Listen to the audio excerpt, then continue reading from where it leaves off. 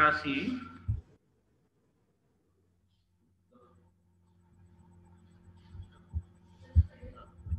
continue. Baik, saya lanjutkan. Demokrasi yang sekarang ini kita alami adalah sebuah demokrasi yang betul-betul diperjuangkan. Sebelum-sebelumnya, khususnya sebelum tahun 1998 sudah ada demokrasi di Indonesia, tetapi sifatnya semu. Ya. Sifatnya semu. Demokrasi itu adalah hak atau kedaulatan rakyat, di mana rakyat berdaulat atas keinginannya, atas hak-haknya, atas kewajibannya bahkan. Demokrasi itu ternyata pada zaman Orde Baru nyaris tidak dimiliki oleh rakyat. Bahwa benar di dalamnya ada pemilu, tetapi tidak berjalan secara demokratis. Ciri-ciri pemilu yang demokratis itu adalah aturannya tidak jelas. Ciri-ciri demokrasi yang demokratis adalah aturannya jelas, tetapi tidak jelas siapa yang bakal menang, siapa yang bakal memperoleh kedaulatan rakyat. Sementara ciri yang tidak demokratis adalah sebaliknya. Aturannya tidak jelas, tetapi pemenangnya sudah diketahui jauh sebelum pemilu itu berlangsung. Itulah yang terjadi di masa Orde Baru. Saat ini undang-undang pemilu, aturan-aturan pemilu yang beserta turunan-turunannya dibuat serinci mungkin. Bahkan bukan hanya oleh aturannya, bahkan lembaganya diatur sedemikian rupa untuk mewujudkan apa yang disebut dengan kedaulatan rakyat itu sendiri. Dan kedaulatan rakyat ini bukan hal yang mudah untuk diwujudkan, sangat sulit. Pada masa Orde Baru, orang tidak bisa bersuara dengan lantang tentang apa yang ada di tengah masyarakat. Saat ini orang bisa bersuara apa saja. Ini adalah bagian daripada demokrasi. Salah satu cara untuk mewujudkan kedaulatan rakyat adalah apa yang disebut dengan prosedur demokrasi. Prosedur demokrasi itu dengan cara yang bermartabat, yang berkepastian hukum, ya, di atas ada apa yang disebut dengan nomokrasi. Negara kita adalah negara nomokrasi atas dasar kedaulatan rakyat. Artinya negara kita berdasarkan hukum dan di atas kedaulatan rakyat. Maka dibentuklah berbagai macam aturan-aturan untuk mewujudkan prosedur demokrasi itu sendiri. Salah satu prosedur demokrasi itu adalah melalui pemilu atau pemilihan. Maka, tapi sekali lagi, pemilihan atau suksesi atau pergantian kepemimpinan nasional maupun daerah tidak lepas dari apa yang disebut dengan kompetisi. Kompetisi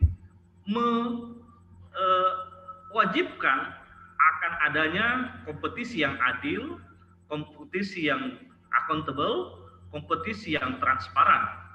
Kompetisi ini tidak mudah karena akan ada kecurangan-kecurangan. Namanya juga kompetisi.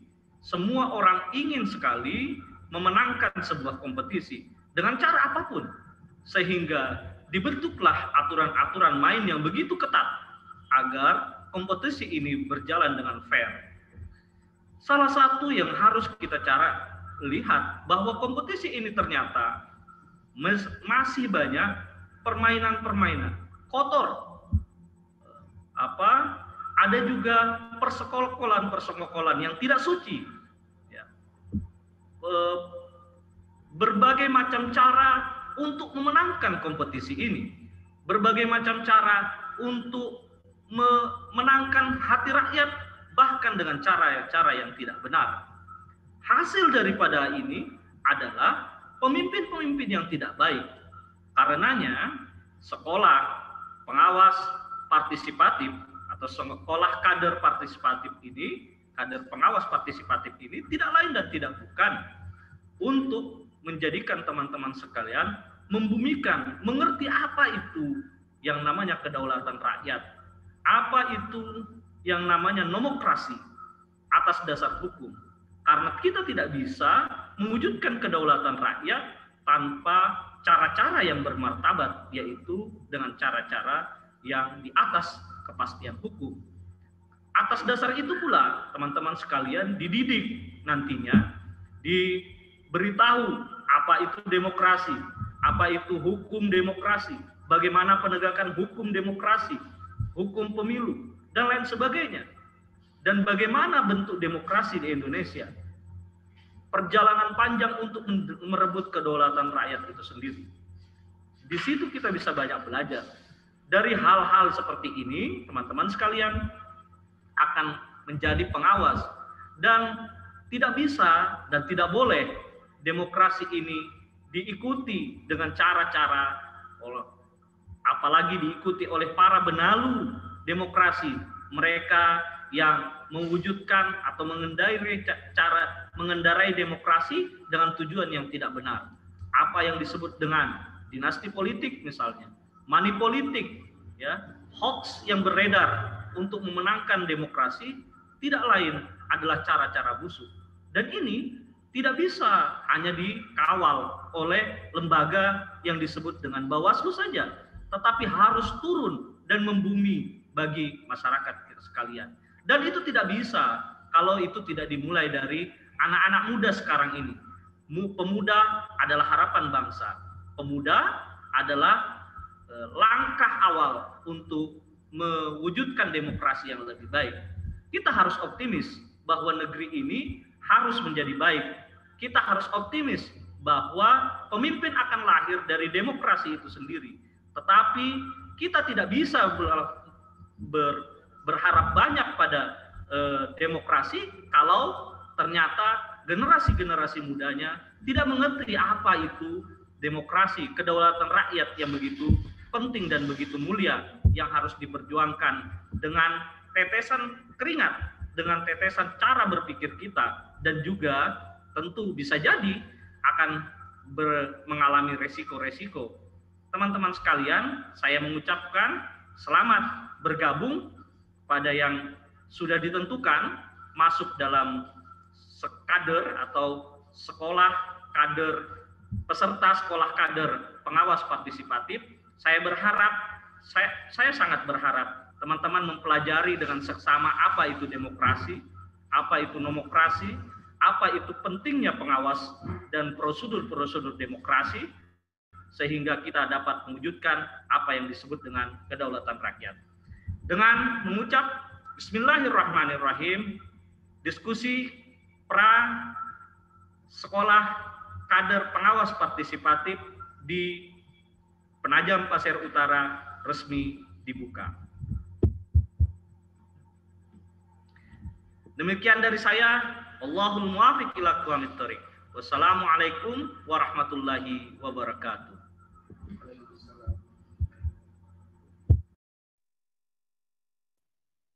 Hadirin yang berbahagia, sebelum memulai acara ini, marilah kita memanjatkan doa kepada Tuhan Yang Maha Esa yang akan dipimpin oleh Bapak Muhammad Kazim SH. Kepada beliau kami persilahkan. Ya, terima kasih. Assalamualaikum warahmatullahi wabarakatuh.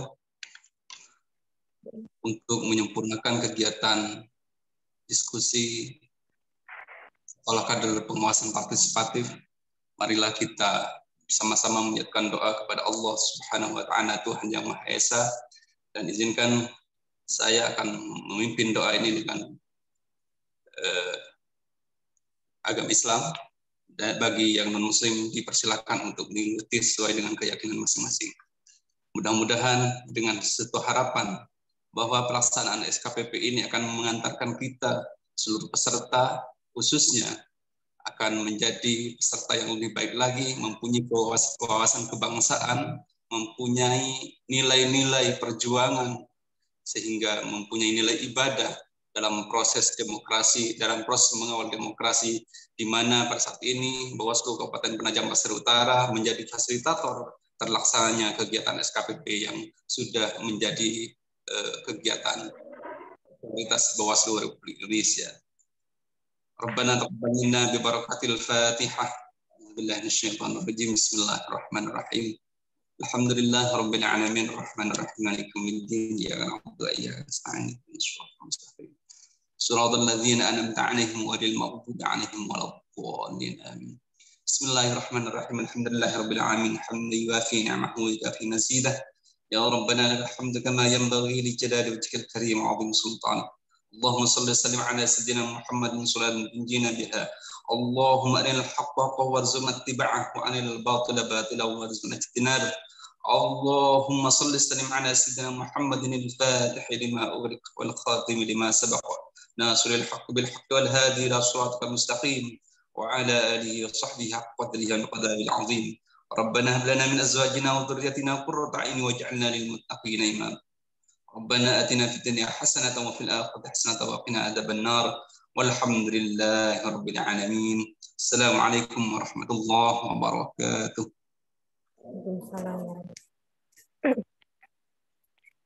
Demikianlah acara pembukaan diskusi Prasekolah Kadar Pengawas Partisipatif Bawaslu 2021 mengawal demokrasi, menguatkan partisipasi. Selanjutnya memasuki acara diskusi, saya serahkan kepada saudara moderator. Sekian dari kami, apabila ada kata yang kurang berkenan, kami mohon maaf yang sebesar-besarnya. Wassalamualaikum warahmatullahi wabarakatuh. Waalaikumsalam warahmatullahi wabarakatuh. Baik, terima kasih atas kesempatan yang diberikan. Assalamualaikum warahmatullahi wabarakatuh. Selamat siang, salam sejahtera. Apa kabar semuanya? Perkenalkan, nama saya Eka Yuda Danusuma yang akan memandu kegiatan pada siang hari ini. Senang sekali dapat hadir dan saya ucapkan terima kasih kepada semua peserta yang telah meluangkan waktunya untuk hadir pada diskusi pra-SKPP kali ini. Baik, membahas tentang pemilu tentunya berkaitan dengan Bawaslu ya, khususnya pengawasan, karena pengawasan merupakan jiwa dan fondasi agar semua tahapan pemilu sesuai dengan aturan yang berlaku. Dan hal itu pula yang menjadi salah satu gebrakan bagi Bawaslu untuk membentuk SKPP dengan harapan dapat mengedukasi masyarakat dan lingkungan untuk dapat berperan aktif mengawasi tahapan-tahapan pada pemilihan umum. Nah, pada kesempatan ini telah hadir bersama kita pemateri yang akan menjelaskan hal-hal yang berkaitan dengan SKPP. Namun sebelumnya, saya menyampaikan bahwa masing-masing pemateri kami beri waktu 10 menit dan dilanjutkan dengan sesi pertanyaan. Nah, untuk sesi tanya jawab dapat melalui chat atau langsung yang nantinya akan dijawab setelah sesi materi. Baiklah, untuk pemateri pertama, beliau adalah Koordinator Divisi Sumber Daya Manusia dan Organisasi. Kita sambut dengan meriah Bapak Daud Yusuf untuk menyampaikan materinya. Kepada beliau kami persilahkan.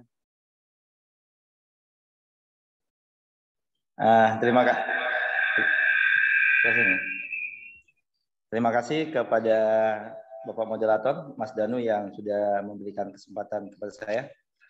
Assalamualaikum warahmatullahi wabarakatuh. Waalaikumsalam warahmatullahi wabarakatuh. Yang kami hormati Bapak Pimpinan, Pak Edwin, kemudian Pak Kozin, Pak Ketua Pak Edwin, yang kami hormati Pak Kolsek, yang kami hormati para staf yang hadir pada hari ini dan rekan-rekan peserta SKPP yang juga ikut serta dalam kegiatan pada hari ini. Alhamdulillah kita bisa menghadiri apa yang menjadi salah satu kegiatan kita, yaitu diskusi PLA-SKPP, yang mana hari ini saya akan menyampaikan materi tentang kelembagaan Bawaslu. Ya, materi pertama nanti mungkin akan dilanjutkan oleh pimpinan yang lainnya, Pak Edwin dan Pak Kozin. Rekan-rekan sekalian yang hadir pada hari ini, sebagaimana kita ketahui, SKPP ini adalah salah satu kegiatan yang digagas oleh Bawaslu. Ya, kemudian jadi kita akan bertanya-tanya tuh, Bawaslu itu apa gitu? Bawaslu itu apa? Kok bisa mengadakan kegiatan seperti ini? Gitu. Jadi Bawaslu, screen ya, oh ya. Jadi Bawaslu kalau kita kenal sendiri itu kepanjangan dari Badan Pengawas Pemilu. Ya. Coba ya. Ini masih muter-muter ini. Oh, loading ya.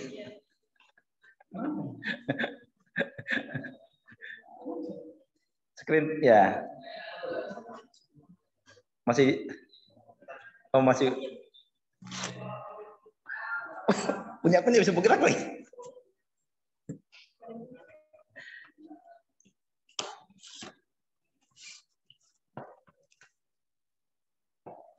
Bisa? Nah, minta tolong operator bisa ditampilkan slide dari saya, slide materinya.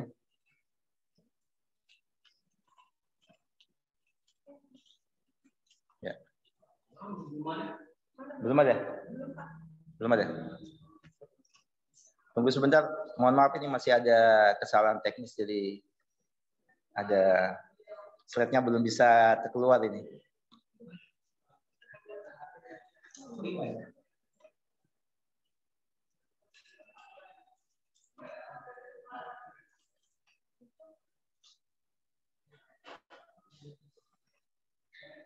Kenapa bisa begitu? Pemilihan umum dasar hukumnya, kemudian Undang-Undang Nomor 1 Tahun 2015, kemudian Peraturan Bawaslu Nomor 1 Tahun 2020. Lanjut. Oke. Ya. Karena kita tahu tadi sudah beberapa kali dijelaskan oleh sebagai pengantar dari Pak Edin tadi tentang pemilu ya. Jadi pemilu itu adalah sarana kedaulatan rakyat untuk memilih anggota Dewan Perwakilan Rakyat, ya, Dewan Perwakilan Daerah, Presiden dan Wakil Presiden, dan untuk memilih anggota Dewan Perwakilan Rakyat Daerah yang dilaksanakan secara jujur, adil dalam negara kesatuan Republik Indonesia berdasarkan Pancasila dan Undang-Undang Dasar tahun 45. Kemudian selain pemilu kita juga mengenal namanya pemilihan, ya. Kalau yang tadi kita kenal untuk memilih anggota DPR, kemudian presiden, kemudian anggota DPD, ada juga namanya pemilihan atau yang sering kita sebut dengan pilkada. Ya. Itu untuk memilih gubernur atau wakil gubernur, bupati dan wakil bupati, wali kota atau wakil wali kota, ya, yang disebut sebagai pelaksanaan kedaulatan rakyat untuk wilayah provinsi dan kabupaten kota, untuk memilih gubernur dan wakil gubernur, bupati dan wakil bupati secara langsung dan demokratis. Jadi kita mengenal dua istilah, ada pemilu dan ada pemilihan. Ya. Kalau pemilu tadi untuk memilih DPR, untuk memilih DPD, kemudian untuk memilih presiden dan wakil presiden, sedangkan pemilihan biasanya istilah itu digunakan untuk memilih gubernur, wakil gubernur, wali kota, wakil wali kota, ataupun bupati dan wakil bupati. Lanjut. Oke. Kemudian pemilu itu dilaksanakan berdasarkan azas langsung, umum, bebas, rahasia, jujur dan adil. Jadi memang ini asas yang pokok dalam sebuah pemilu, ya.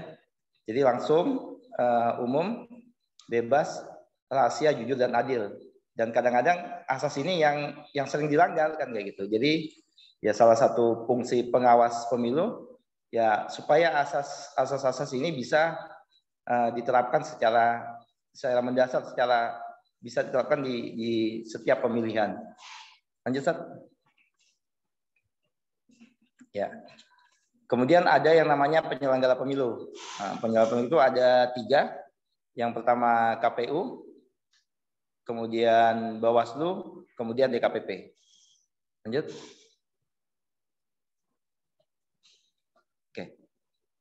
Mungkin yang ke atas, Ustaz. Pengertian dari ya, oke. Ya.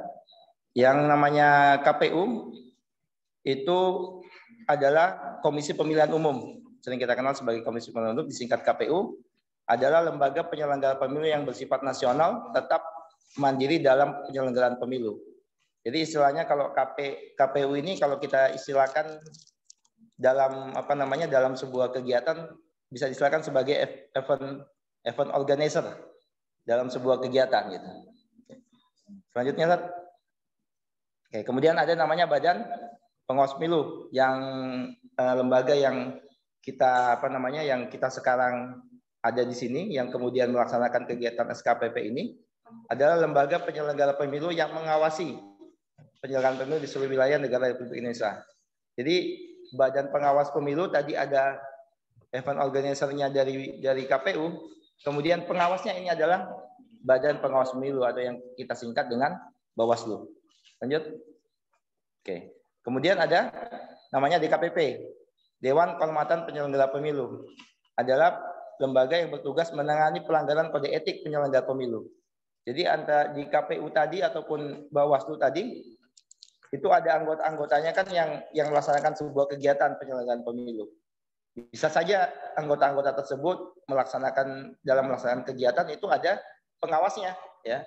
Pengawasnya ini yang kita sebut namanya DKPP atau Dewan Kehormatan Penyelenggara Pemilu. Oke, lanjut. Ya. Ya. Jadi asas penyelenggara pemilu. Jadi KPU, Bawaslu maupun DKPP tadi itu mempunyai asas, ya. Ini ada beberapa asasnya yang bisa dibaca, ada mandiri, jujur, adil, berkepastian hukum, tertib, terbuka, profesional, akuntabel, efektif, dan efisien.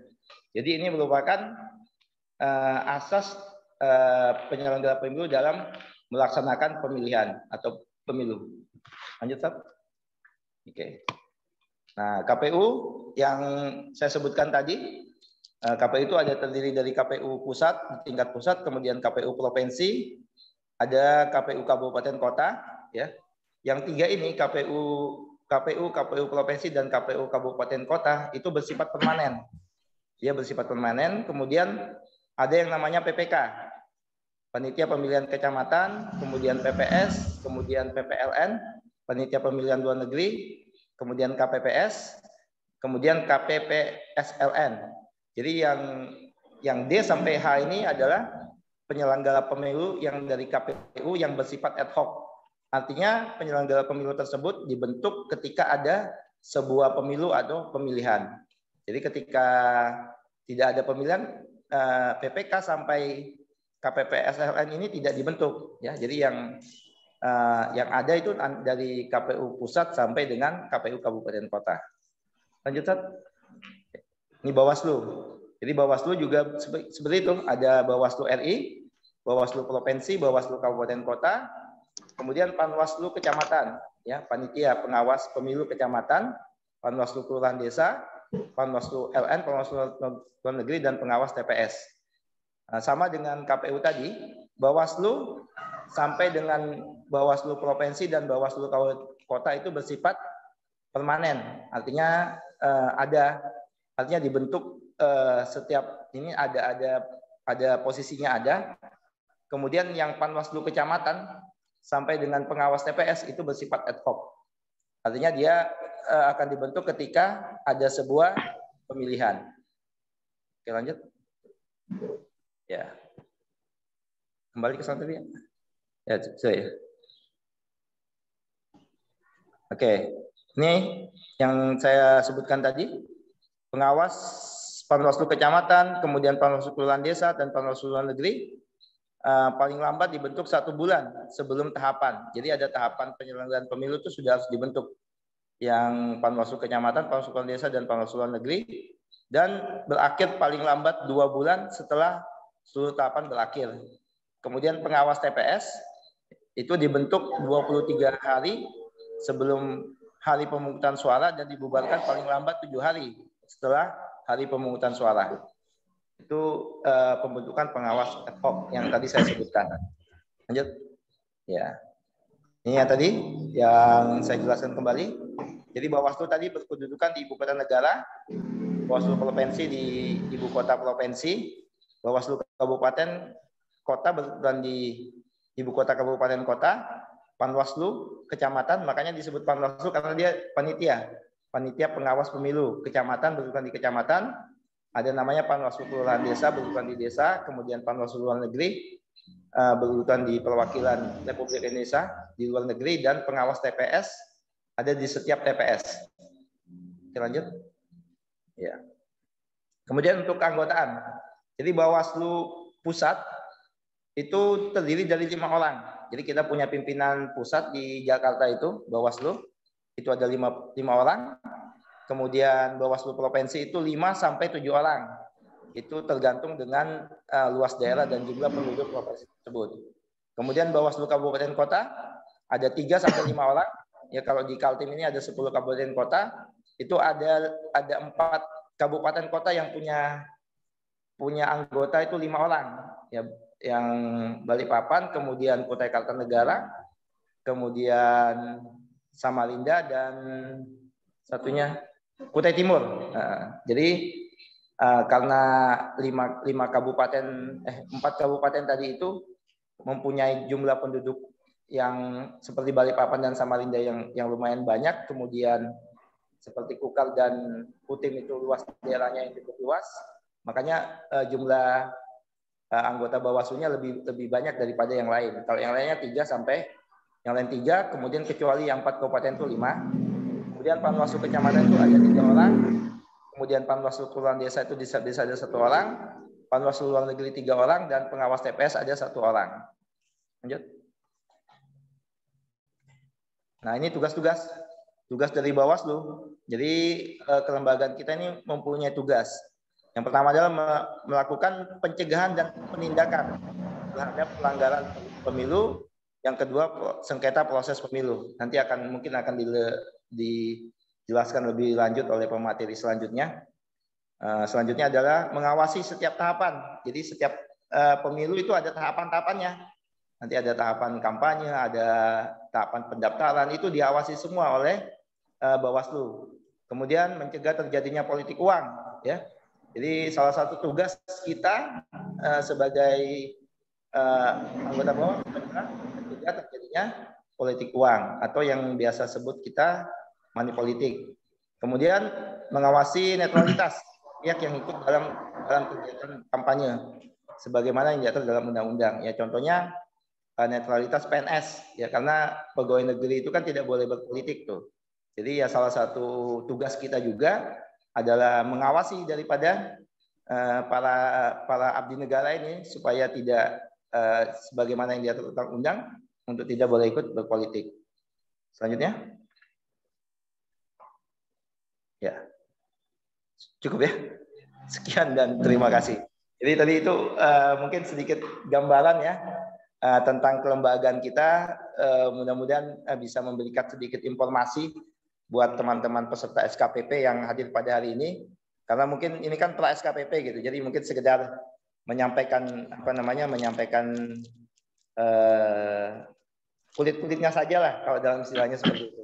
Nanti kita akan bahas lebih lanjut di kegiatan di Balikpapan, tapi saya pikir nanti mudah-mudahan apa yang saya sampaikan ini bisa memberikan sedikit gambaran tentang kelembagaan kita dan bisa bermanfaat buat kita semua. Oke, saya akhiri pemberian materi pada hari ini. Apabila ada salah jawab, Assalamualaikum warahmatullahi wabarakatuh. Waalaikumsalam warahmatullahi wabarakatuh. Baik, terima kasih Bapak Daud Yusuf yang telah memberikan materi yang sangat luar biasa sekali pada kami semua. Selanjutnya langsung ke pemateri kedua. Beliau merupakan koordinator divisi pengawasan dan hubungan antar lembaga dan masyarakat. Beliau adalah Bapak Muhammad Kozin. Kepada beliau dipersilahkan.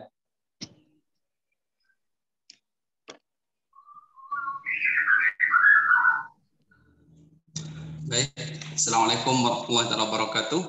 Waalaikumsalam warahmatullahi wabarakatuh.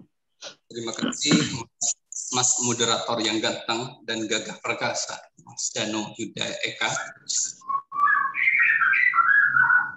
Hormati pimpinan Bawaslu Provinsi Kalimantan Timur, Bapak Edwin Marwi, yang saya hormati juga kolega saya, Pak Edwin Irawan, dan juga Pak Daud Yusuf yang sudah menjadi pemateri pertama yang telah menyampaikan materi terkait kelembagaan Bawaslu sebagai kolega saya yang mengampu di divisi SDM, sahabat peserta SKPP dan juga peserta yang lain yang ikut kegiatan diskusi awal pra SKPP tahun 2001 ini, yang saya banggakan, saya cinta, sayangi, dan saya hormati.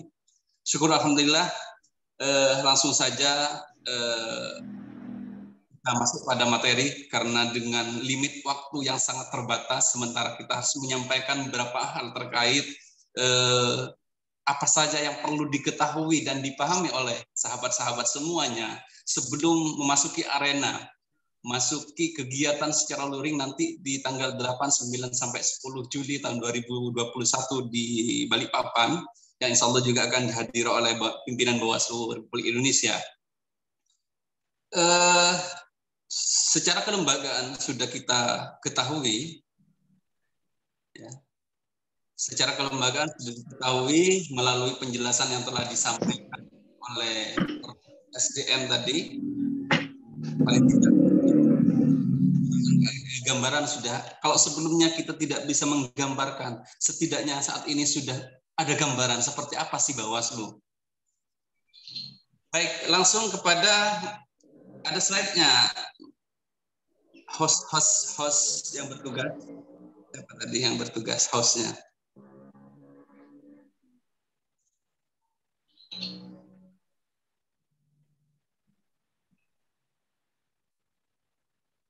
Oh, masih buka screen sharing-nya.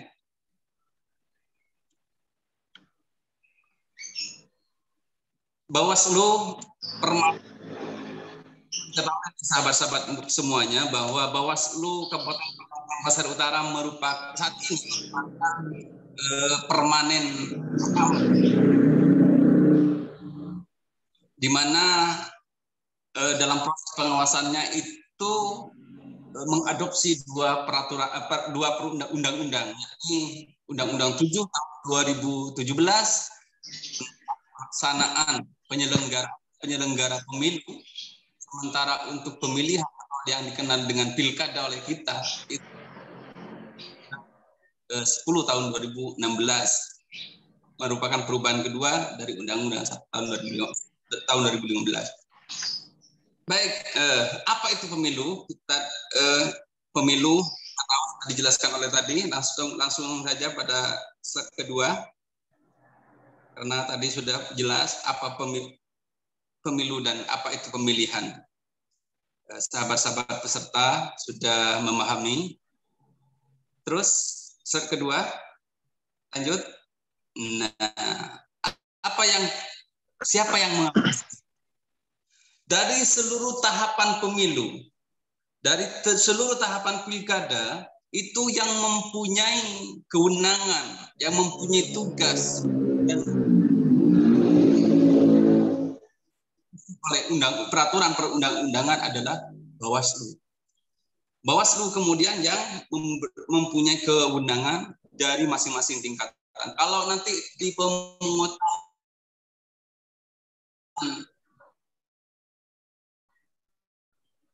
dan penghitungan suara, ada pengawas TPS atau dulu PPL dulu ya, dikenal dengan PPL. Sementara di kecamatan ada Panwascam, di kabupaten ada Bawaslu Kabupaten Penajam Pasir Utara. Kalau dulu itu dikenal dengan Panwaslu Kabupaten.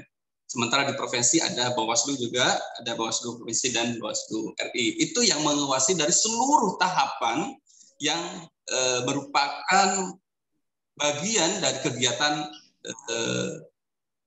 proses demokrasi melalui pemilihan ataupun pemilu.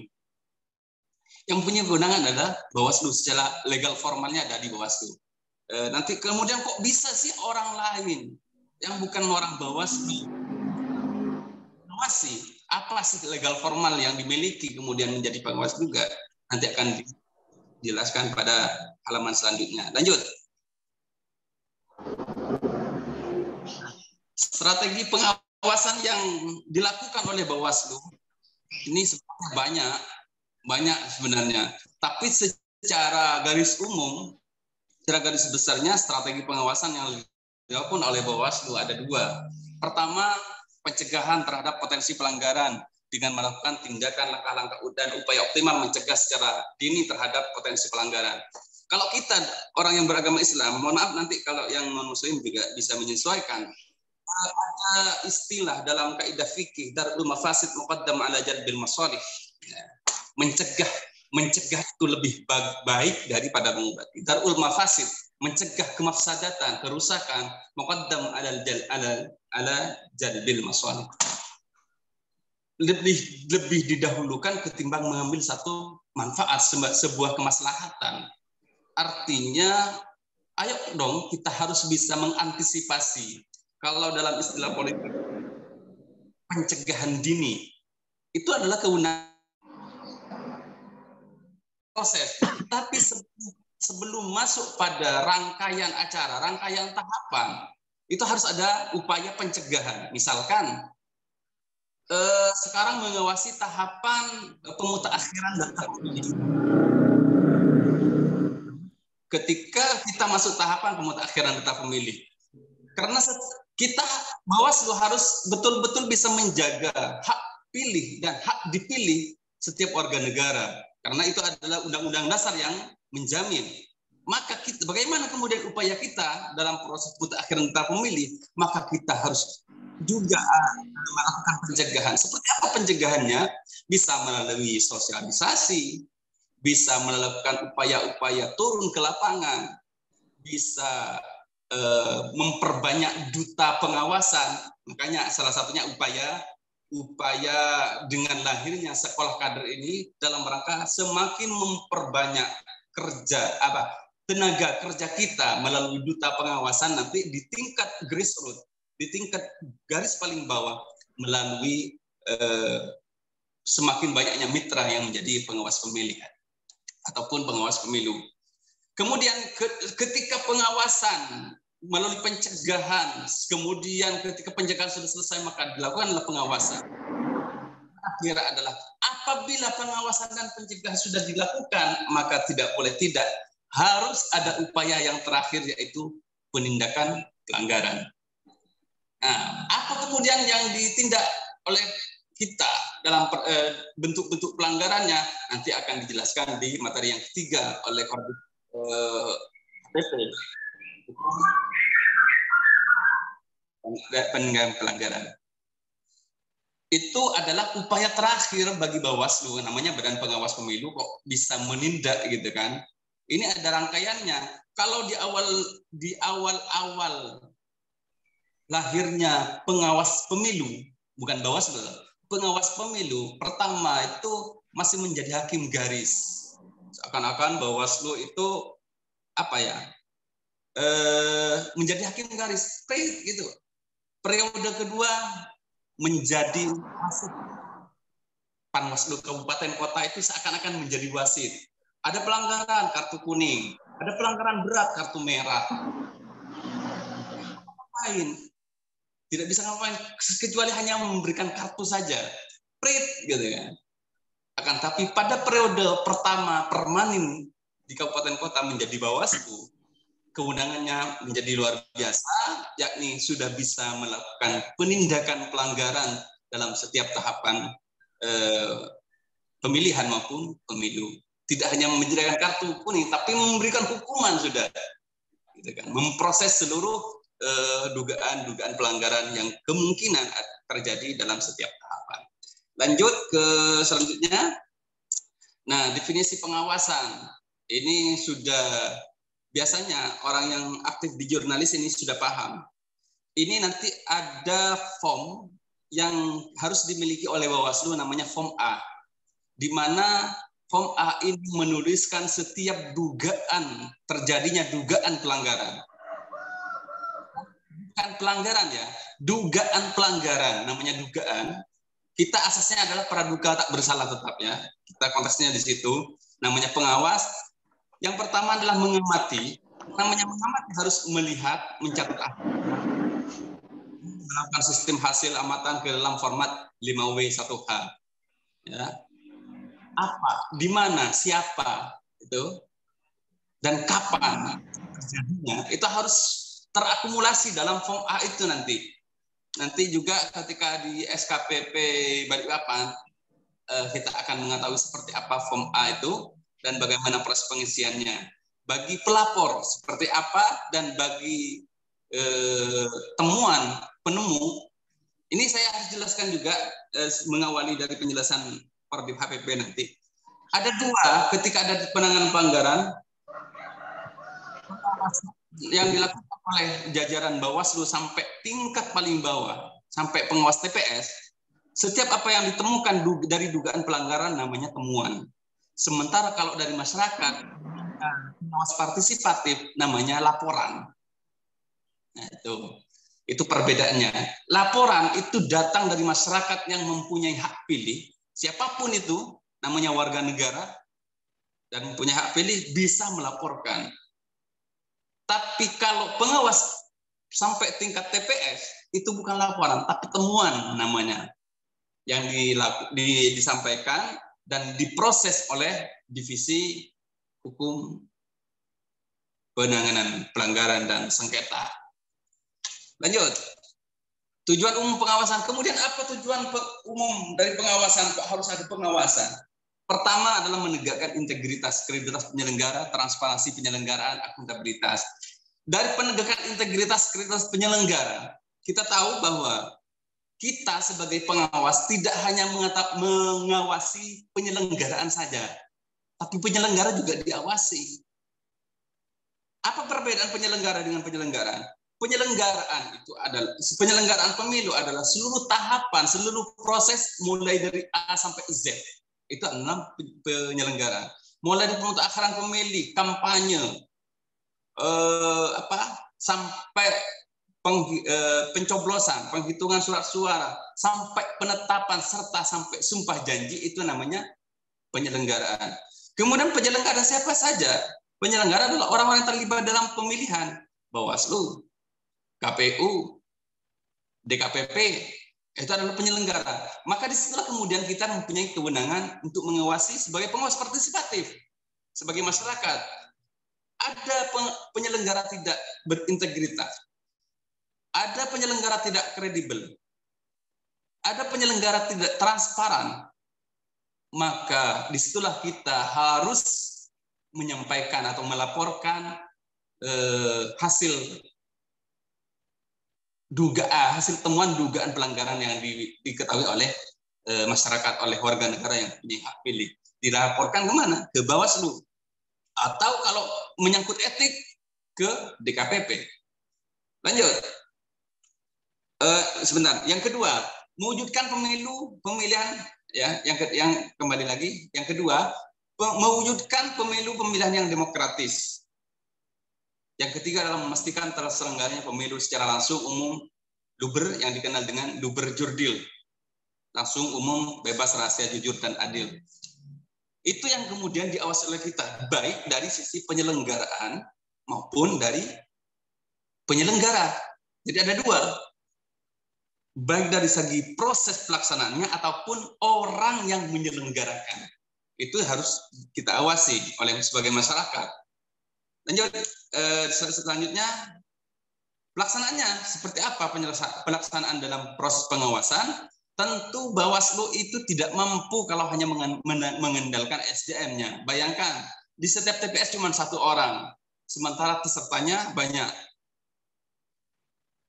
Penyelenggara dari KPU saja ada 7 misalkan. Sementara di kelurahan desa cuma 1. Di kecamatan cuma 3. Di Bawaslu itu cuma Bawaslu kabupaten cuma 3. Contoh PPU ada yang 5 kalau seperti Balikpapan. Itu tidak mampu hanya mengandalkan dari tenaga yang dari penyelenggara pemilu asli, maksudnya dari Bawaslu.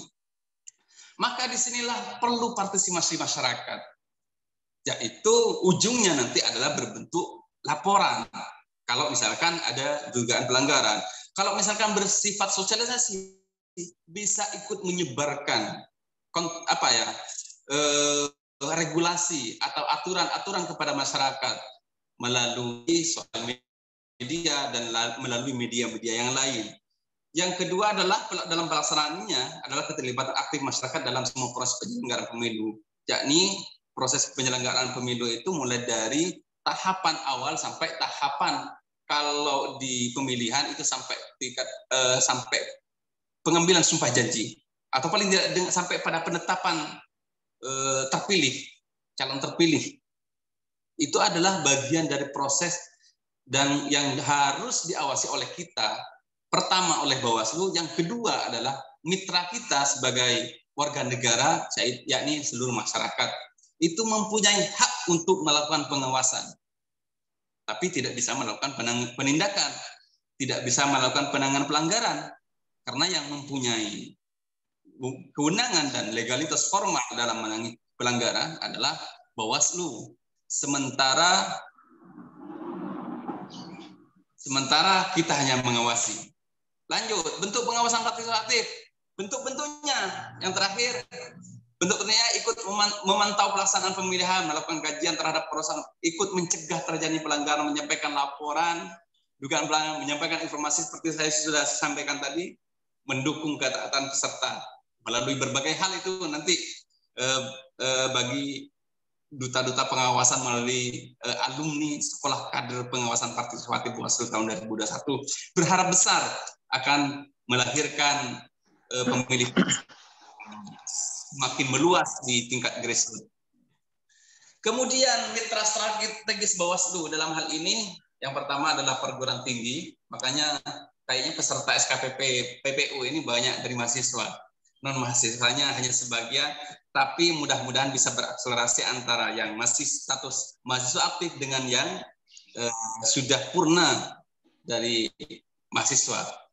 Kemudian tokoh agama, makanya perlu pendekatan secara persuasif nanti ketika sudah masuk tahapan bisa kita berkolaborasi untuk melakukan pendekatan persuasif kepada tokoh-tokoh agama, tokoh-tokoh masyarakat yang ada di masing-masing daerah, masing-masing desa maupun dan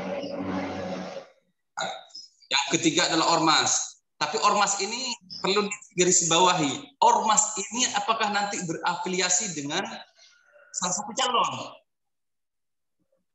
Itu perlu menjadi sorotan kita sebelum kita ajak kerjasama untuk melakukan pengawasan. Ormas ini karena cenderung, terutama di BPU ya, cenderung berafiliasi dengan salah satu pasangan calon. Tokoh masyarakat sudah pemantau pemilih. Nah, pemantau pemilih ini ada 2. Pemantau pemilih ini kalau menurut Undang-Undang 10 tahun 2016 itu yang melegalkan, yang memberikan sertifikat sebagai pemantau itu ada di KPU. Sementara menurut Undang-Undang 7 tahun 2017 itu pemilih dalam pelaksanaan pemilu adalah Bawaslu. Ya. Nah, itu peran pengawas partisipatif juga. Lanjut, pengawas partisipatif memberikan informasi awal, mengawasi, mantau, mencegah pelanggaran, melaporkan pelanggaran. Itu kira-kira garis besarnya ya. Siapa yang bisa melaporkan pelanggaran? Warga negara Indonesia, peserta dan pemantau seperti tadi saya sebutkan tiga orang itu. Mengapa harus terlibat mengawasi? Pertama, memastikan terlindungnya hak politik masyarakat, memastikan transparan. Yang ketiga, mencegah terjadinya praktik yang tidak dibenarkan oleh undang-undang. Itu kenapa kita harus hadir. Masyarakat itu harus hadir untuk mengawasi. Kemudian yang terakhir adalah apa risiko kalau seumpama slide terakhir. Terus lanjut. Nah, apa risiko kalau tidak terlibat mengawasi? akan menghasilkan konflik kekerasan dan hilangnya kepercayaan masyarakat. Kita bicarakan trust public. Trust public itu harus dijaga. Ketika kepercayaan masyarakat sudah tidak ada, maka akan kita akan bergerak sulit. Maka kehadiran kita menjadi pengawas partisipasi itu harus ada. Yang kedua adalah terjadinya arus balik demokrasi menuju tirani. Kalau masyarakat tidak aktif menjadi pengawas partisipatif, maka demokrasi yang seakan-akan diperjuangkan, maka menjadi arus balik, menjadi sebuah tirani. Penguasa terus membuat sebuah skenario tersendiri. Yang ketiga adalah lemahnya kapasitas yang dihasilkan dan legitimasi yang dihasilkan. Itu adalah risiko setidaknya akan terjadi kalau kita tidak terlibat dalam proses mengawasi. Nah, terus lanjut terakhir, thank you. Itu mungkin sekilas pengantar dari. Kalau ada hal-hal yang perlu ditanyakan, silakan ditanyakan melalui forum ini. Kalau tidak cukup waktunya nanti bisa di warung kopi sebelum kegiatan inti di tanggal 8, 9 sampai 10 di Kota Balikpapan. Hajat saja yang bisa saya sampaikan, kurang lebihnya saya mohon maaf. Kurang lebihnya kayaknya sudah lebih ini dari waktu yang telah disediakan oleh moderator. Mohon maaf, sekali lagi mohon maaf. Allahumma fiqh lakum. Assalamualaikum warahmatullahi wabarakatuh. Ya, waalaikumsalam warahmatullahi wabarakatuh. Terima kasih kepada Kajin yang sangat antusias dan semangat sekali memberikan materi.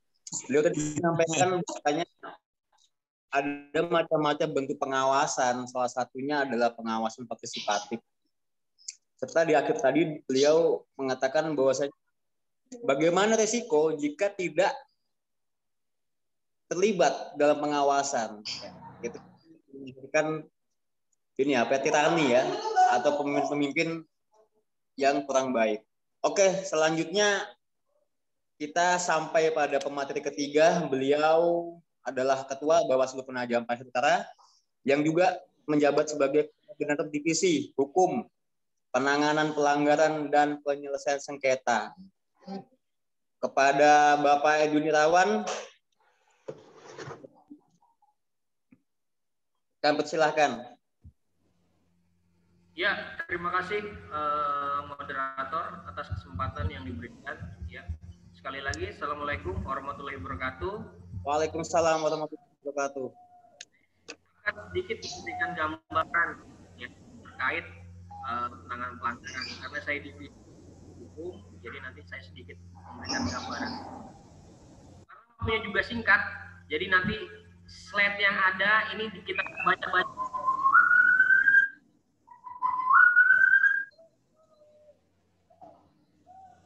Kenapa? Sebentar ya. Oke, masih di screen-nya masih di ini. Oke. Screen sharing. Oke. Ya. Ini prosedur penanganan pelanggaran untuk gubernur kemudian juga pemilu. Lanjut. Kita baca aja ya, karena waktunya juga. Karena nantinya kan kita juga akan mendapatkan pelajaran ini sama persis di SKPP dasar nanti. Ini hanya permulaan saja, jadi kita baca-baca aja dulu. Ini ada dasar hukumnya ya, dari undang-undang sampai dengan undang-undang pemilu itu sendiri. Nomor 7 tahun 2017 tentang pemilihan umum. Lanjut. Ini masih peraturan-peraturan. Lanjut.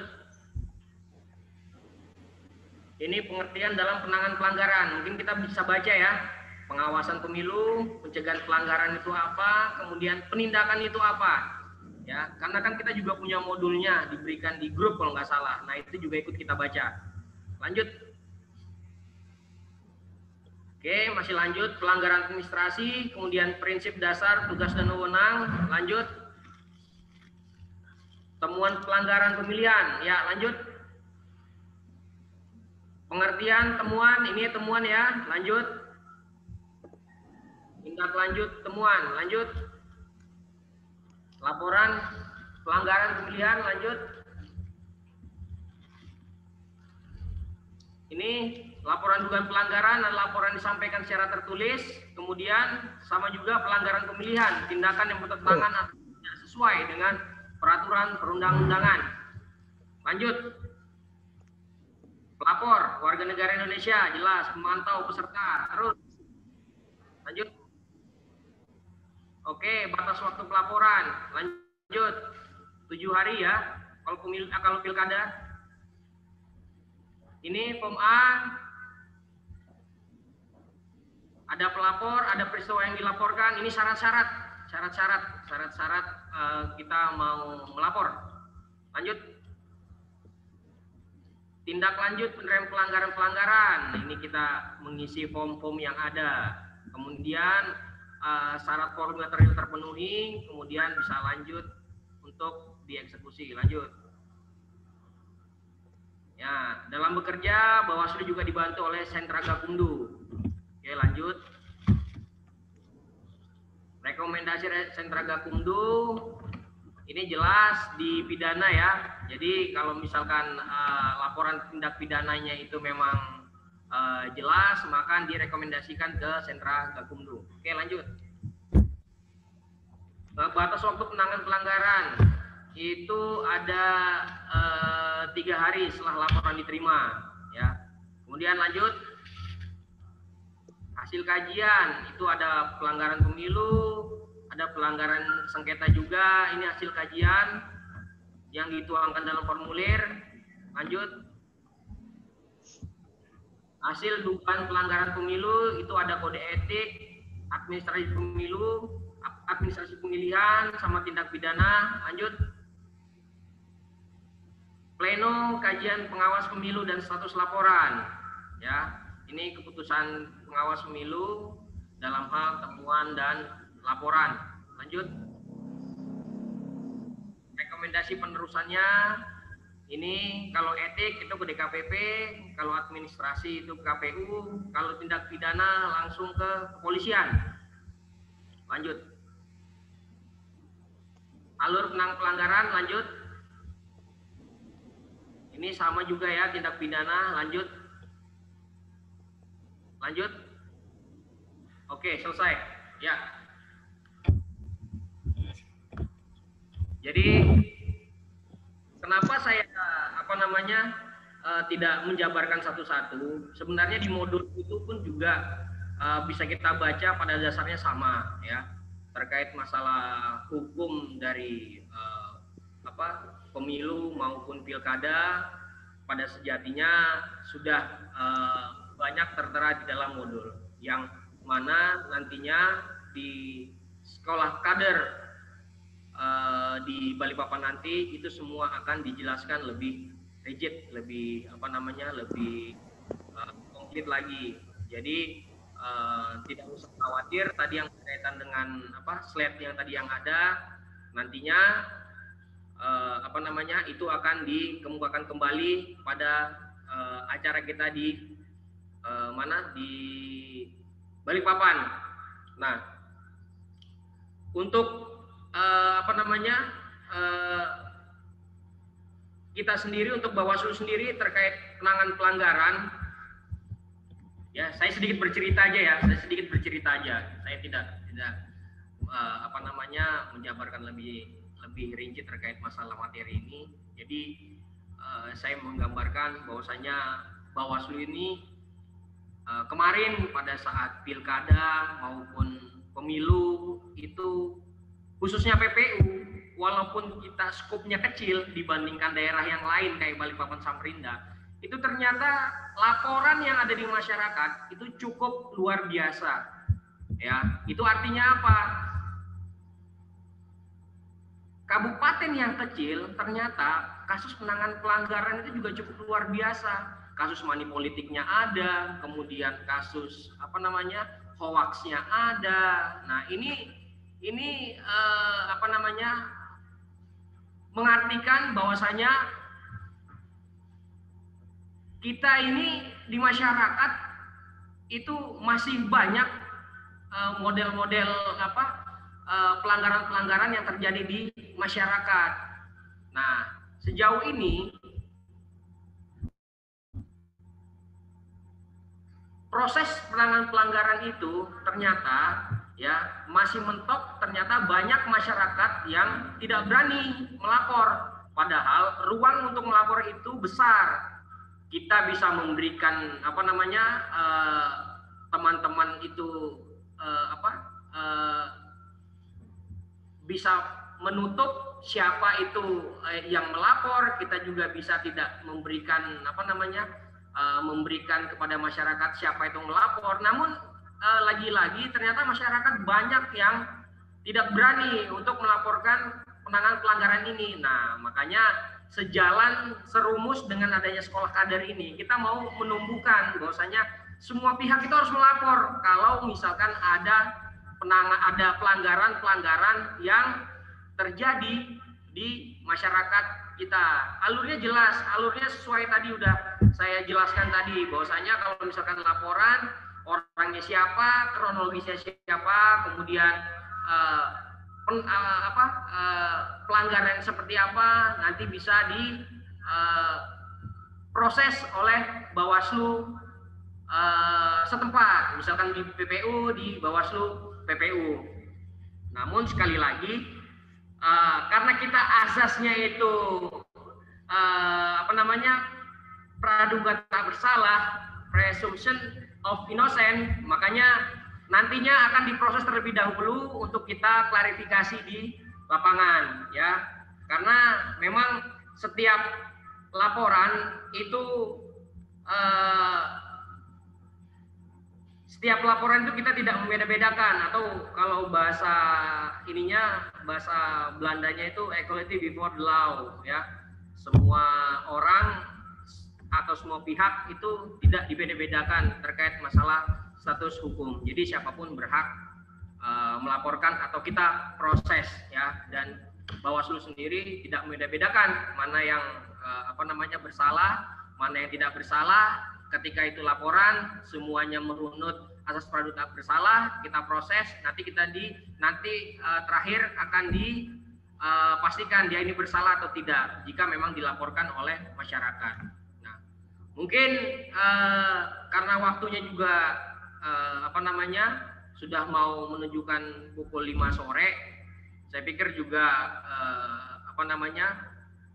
dari 3 pemateri tadi, dari SDM, pengawasan, dan juga sedikit dari saya, itu sudah merupakan gambaran besar, gambaran umum terkait apa sih Bawaslu itu, apa sih sekolah kader itu, apa sih kita ini sebagai kader ini seperti apa, terus penanganan pelanggaran hukum itu seperti apa. Saya pikir ini udah cukup lumayan penjabarannya. Tinggal nanti kita akan bertemu kembali, ya. Kita akan bertemu kembali, kita susun, karena sejatinya teman-teman yang ada di sini itu nanti berjenjang dari sekolah dasar ke menengah, nanti tingkat atas.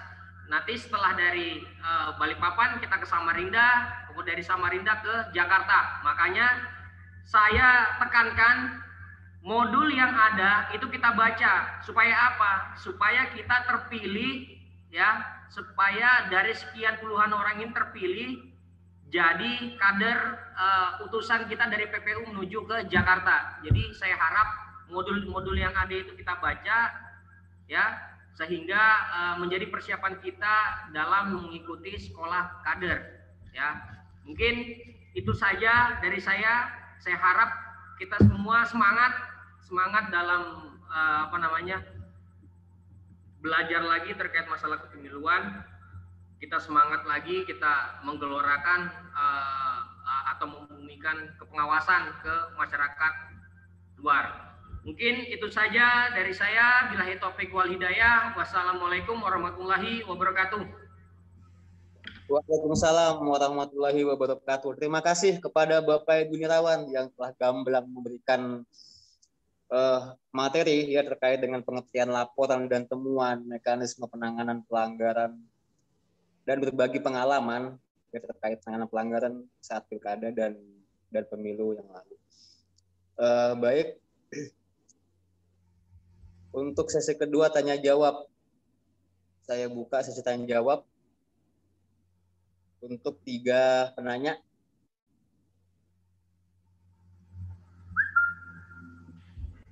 Ya.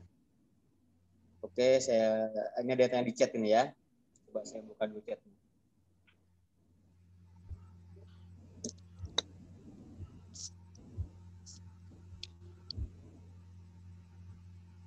Ya, mohon izin bertanya, Bawaslu berperan penting dalam pengawasan dalam suatu pemilihan umum dan salah satunya dalam pengawasan adanya money politik.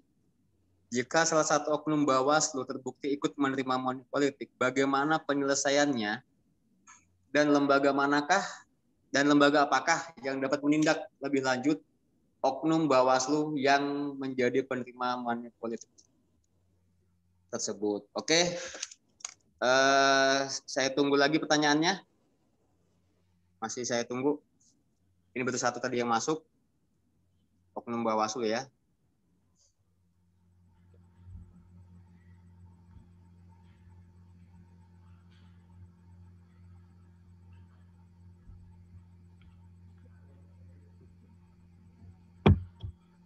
Baik, masih ditunggu untuk 2 pertanyaan selanjutnya.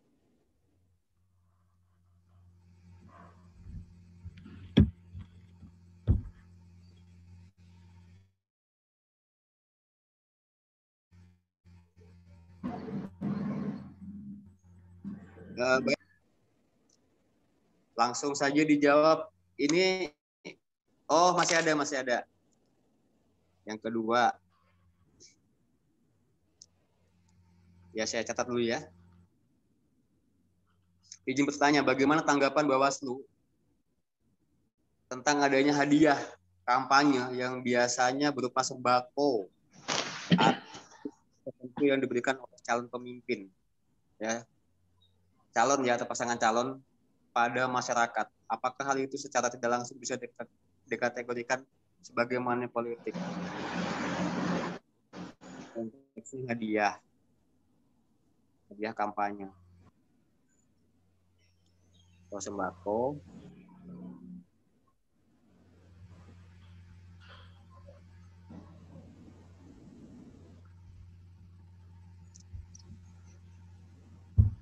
Oke. Satu pertanyaan lagi.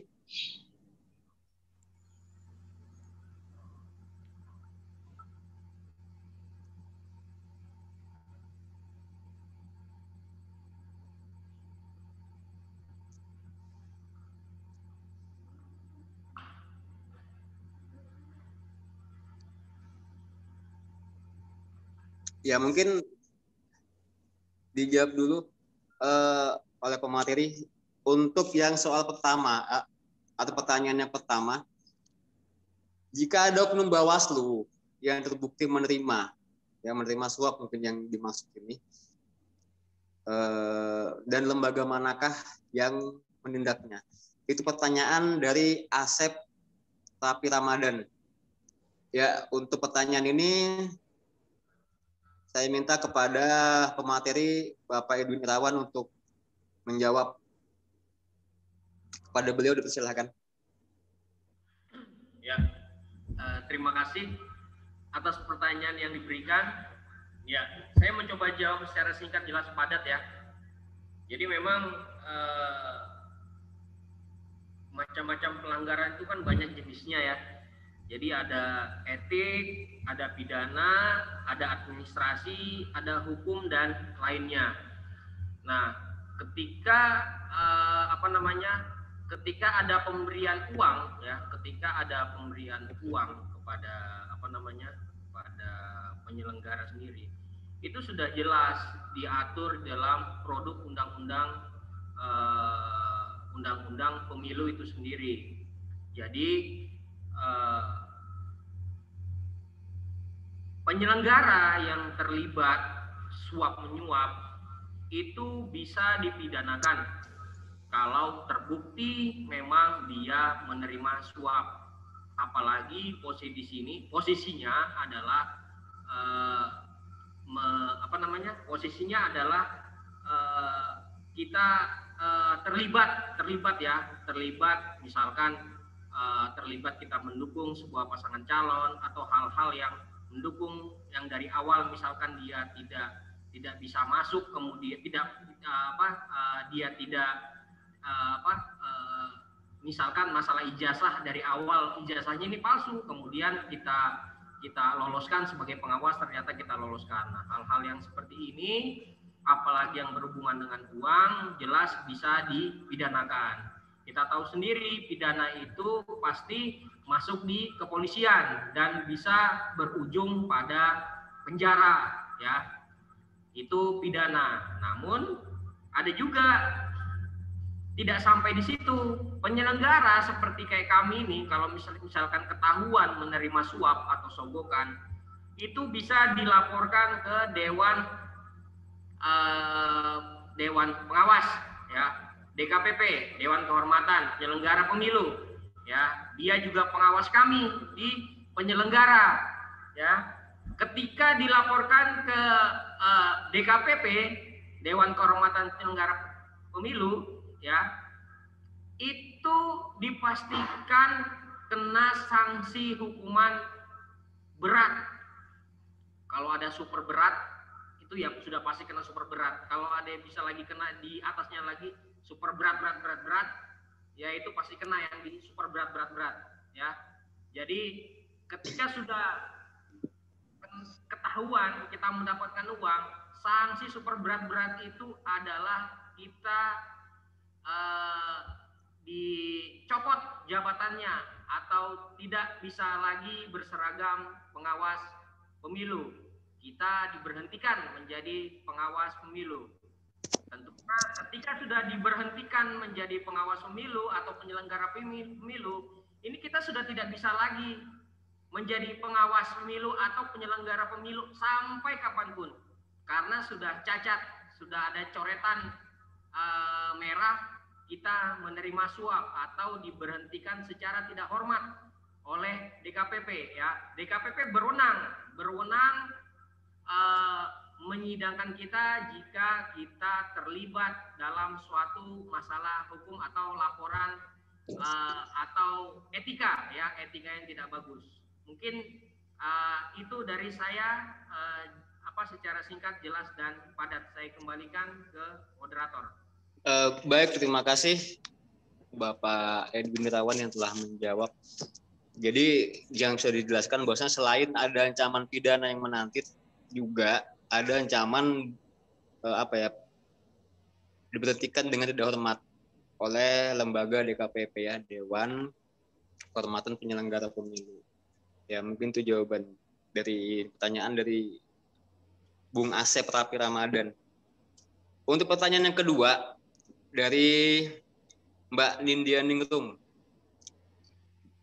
Dia bertanya, hadiah kampanye atau sembako maksudnya, atau barang tertentu yang diberikan oleh paslon, apakah itu termasuk kategori money politik? Nah, saya minta kepada pemateri Bapak Muhammad Kojin untuk bersedia menjawab. Kepada beliau saya persilakan. Baik, terima kasih Mas Dano, dan terima kasih juga pada Mbak Nindya yang sudah menanyakan terkait apa tadi? Hadiah kampanye. Memberikan hadiah pada saat kampanye. Iya. Baik. Perlu diketahui oleh Mbak Nindya bahwa peraturan perundang-undangan terkait pemilihan dan pemilu itu sifatnya limitatif, ya. Limitatif. Misalkan, kenapa dibilang limitatif? Ketika masuk tahapan, baru undang-undang itu bisa berlaku, gitu loh. Maksudnya, misalkan undang-undang kampanye, aturan-aturan yang mengatur terkait pelaksanaan kampanye, maka setelah kampanye, maka aturan itu tidak bisa berlaku, gitu maksudnya. Jadi, sifatnya limitatif. Maka terkait dengan pelaksanaan kampanye, memberikan hadiah, memberikan dalam bentuk apapun, yang pertama adalah tidak boleh. Ya. Kalau sifatnya kampanye, ya, ada di situ ada kegiatan kampanye, tapi ada juga memberikan sesuatu pada kegiatan tersebut, maka itu dilarang. Itu prinsip awalnya. Prinsip awalnya. Memberikan pada setiap, karena yang berlaku pada saat itu adalah aturan kampanye yang tidak boleh memberikan sesuatu, gitu kan. Sementara kalau misalkan karena tadi menyebutkan ada memberikan hadiah, sementara kalau memberikan hadiah itu memang di undang-undang itu sudah diatur terkait dengan misalkan kegiatan bazar, kegiatan apa lomba, tapi nominalnya itu sudah diatur secara rigid. Misalkan tidak hadiah yang diberikan tidak boleh melebihi 1 juta dan sebagainya gitu kan. Atau kegiatan sosial di masa kampanye, itu tidak boleh selama masih ada unsur kampanye di situ. Contoh, ada kejadian waktu pilkada tahun 2018 di PPU, nasi bungkus, mungkin sudah viral pada waktu itu. Mudah-mudahan peserta SKPP juga mengikuti isu tersebut. Itu ada kasus banjir di daerah Penajam. Itu ada salah satu paslon memberikan nasi bungkus. Bolehkah memberikan nasi bungkus? Itu kan hak manusia ya, hak dasar ya. Tidak bisa dilawan. Kan tapi yang dilarang adalah ketika dalam memberikan sesuatu itu ada unsur kampanye. Kira-kira seperti itu. Karena masa kampanyenya yang kemudian seluruh perbuatan manusia boleh pada waktu itu. Cuman yang mengatur pada saat itu adalah terkait undang-undang kampanyenya. Itu. Kalau masalah hadiah dan sebagainya itu juga sudah diatur. Kalau ada kegiatan lomba, ada bazar, itu diatur. Tapi seperti apa aturannya itu sudah jelas. Misalkan tadi contohnya kalau hadiah itu lebih 1 juta, tapi bukan kampanye, tapi berbentuk kegiatan. Itu mungkin sedikit tambahan dari saya terkait dengan pertanyaan kedua. Terima kasih Mas Danu. Ya, terima kasih kembali Bapak Kojin yang sudah menjawab. Mungkin saya simpulkan begini. Jadi untuk hadiah kampanye itu terdiri dari 2 ya. Dia selain tahapan juga perbuatannya. Ya kan, bagaimana ada ketentuan yang melarang saat tahapan kampanye itu memberikan sesuatu apapun. Yang kedua adalah perbuatannya. Seperti yang tadi dibilang oleh Bapak Kojin, bahwasanya perbuatan memberikan nasi bungkus itu tidak dilarang. Hanya saja ada embel-embel atau unsur kampanye. Nah, itu yang dilarang. Nah, mungkin begitu. Selanjutnya untuk pertanyaan yang ketiga dari Mbak Anissa Ramadan. Dia bertanya, jika menjadi salah satu pelapor money politik, apa kita mendapatkan perlindungan keamanan dalam hukum? Seperti yang kita tahu, bilangnya, politik di Indonesia kan kejam. Betul, setuju. Ya, untuk kali ini saya meminta kepada pemateri Bapak Edwin Irawan untuk berkenan menjawab pertanyaan ini. Kepada beliau kami persilahkan.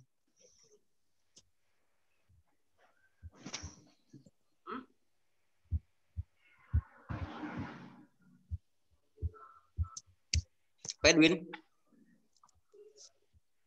Oh, iya. Oke.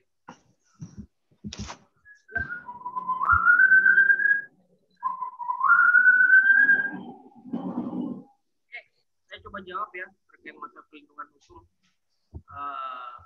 Memang ini memang yang sampai sekarang menjadi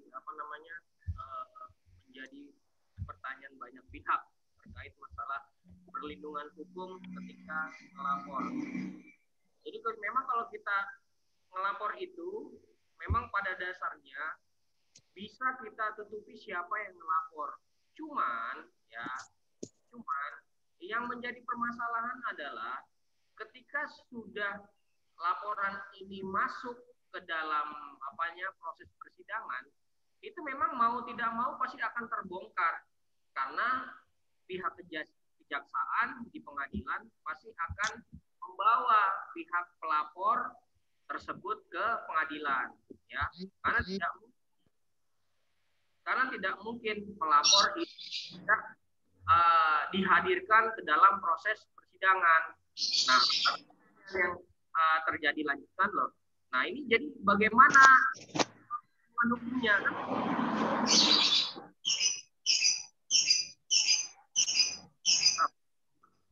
Nah, kemudian kalau seperti itu, nah ini yang memang masih dikaji oleh pengawas di Bawaslu RI sendiri untuk menerbitkan terkait masalah aturan-aturan tersebut, terkait masalah perlindungan hukum tersebut. Karena ketika tidak suatu hal itu tidak dimasukkan ke dalam aturan, itu akan sulit kita melakukan hal-hal yang di luar daripada aturan. Jadi ketika ada aturan masalah perlindungan hukum, ketika sudah diberikan solusinya, itu akan menjadi sebuah aturan yang bisa dipegang, ya. Jadi memang kalau di awal kita untuk memberikan perlindungan dan kita tidak memberitahukan kepada halayak ramai, itu bisa. Namun memang ujung-ujungnya ketika kasus tersebut masuk ke proses persidangan, pengadilan dipastikan akan memanggil para pihak. Namun kalau memang hal tersebut bisa mengancam jiwa kita misalkan pelapor ya, kita pelapor kemudian jiwa kita terancam nih, kita dipastikan bisa meminta perlindungan kepada pihak kepolisian ya. Kita bisa meminta perlindungan kepada kepolisian agar jiwa kita tidak terancam, sehingga ya hal tersebut menjadi solusi bagi kita di dalam proses pelaporan tersebut. Itu dari saya. Baik, terima kasih. Tambah. Kepada Bapak Edwin Irawan yang telah menjawab pertanyaan dari Mbak Anissa Ramadan. Ditambahin Mas Dano sebentar. Oh, silakan Pak Kajin. Hanya menambahkan apa yang disampaikan oleh Pak Edwin, Ketua Bawaslu BPU, bahwa ketika laporan itu sudah seakan-akan membuat ketakutan bagi kita, itu juga Mbak Anissa ya tadi yang mempertanyakan, ya, jangan patah semangat kita untuk tidak melaporkan, harus tetap melaporkan, gitu kan? Meskipun kita tidak, undang-undang pemilu belum memberikan perlindungan, akan tapi ada di pasal 127, ya, pasal 127 ayat 3 Undang-Undang Pemilu itu mengatakan bahwa kita untuk menyampaikan laporan itu tidak harus tertulis. Maaf, bukan laporan, tapi setidaknya menjadi informasi awal. Ya, Mbak Anissa tadi tidak harus melaporkan, kalau melaporkan harus identitasnya dan sebagainya itu harus pasti diketahui oleh kita, tidak bisa perlindungan pelaksanaan pemilu. Tapi setidaknya apa yang diketahui oleh masyarakat, oleh pemilih yang punya hak pilih dalam proses tersebut, dalam dugaan pelanggaran tersebut, harus menyampaikan kepada penyelenggara pemilu, dalam hal ini Bawaslu, seluruh jajaran Bawaslu, untuk menjadi informasi awal, karena di pasal 127 ayat 3 Undang-Undang Pemilu itu bisa menyampaikan secara lisan, tidak harus tertulis. Ya. Dugaan pelanggaran yang ditemukan oleh pemilih itu tidak harus secara lisan, tidak harus tertulis, tapi juga bisa lisan gitu ya, menyampaikan informasi yang sifatnya nanti menjadi informasi awal. Itu tambahnya dari saya Mas Dano. Jadi tidak usah takut Mbak Nisa. Ya, baik, terima kasih Bapak Kojin yang telah menambahkan jawaban biar lebih lengkap dan jelas. Baik, alhamdulillah ya. Rangkaian kegiatan dari awal sampai akhir ini telah kita laksanakan dengan meriah dan penuh semangat. Antusias dari para peserta pun juga sangat nampak. Dan kita juga telah mendapatkan pengetahuan dari pemateri kita yang sangat luar biasa, amazing sekali. Mulai dari pembahasan tentang organisasi, pengawasan, dan penanganan pelanggaran. Pada akhirnya, kita telah tiba di penghujung acara. Untuk itu saya mohon pamit dan mohon maaf jika terdapat kata dan perilaku yang kurang berkenan Saya ucapkan terima kasih kepada peserta yang telah mengikuti kegiatan ini dengan penuh semangat. Selanjutnya, kami meminta kepada Ketua Bawaslu PPU, Bapak Edwin Irawan, untuk menutup kegiatan ini. Kepada beliau, dipersilahkan.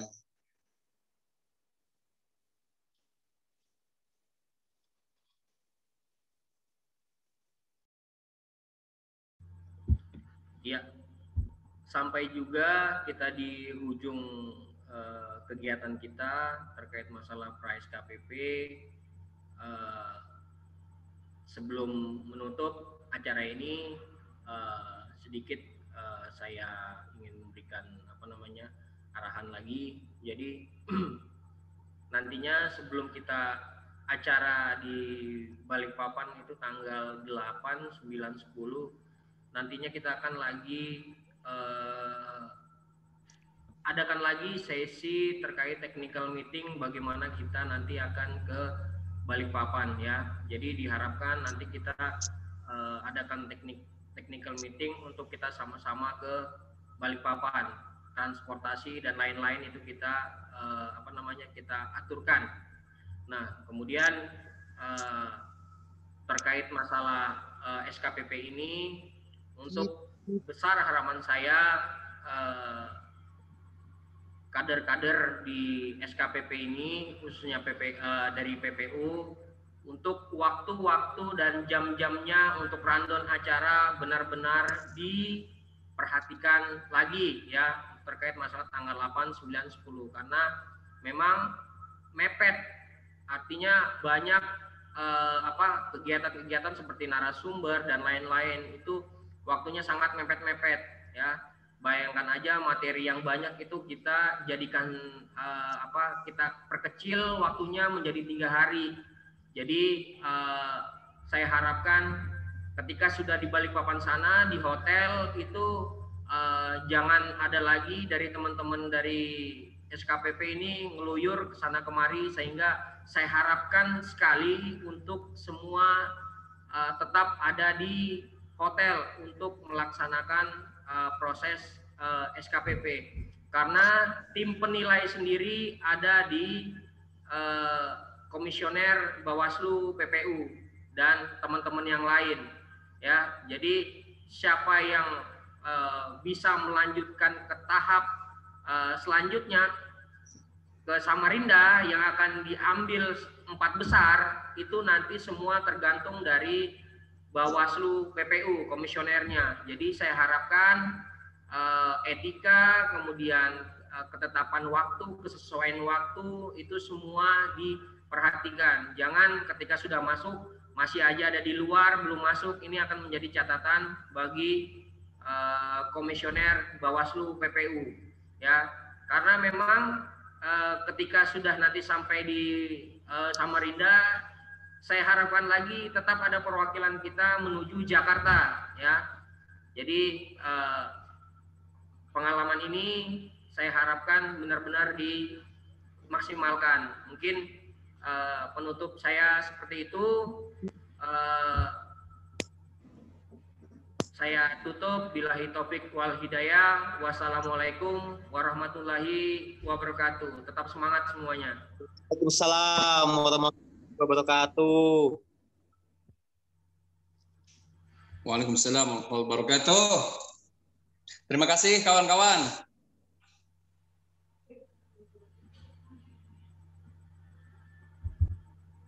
Terima kasih semuanya. Sampai ketemu nanti pada episode selanjutnya.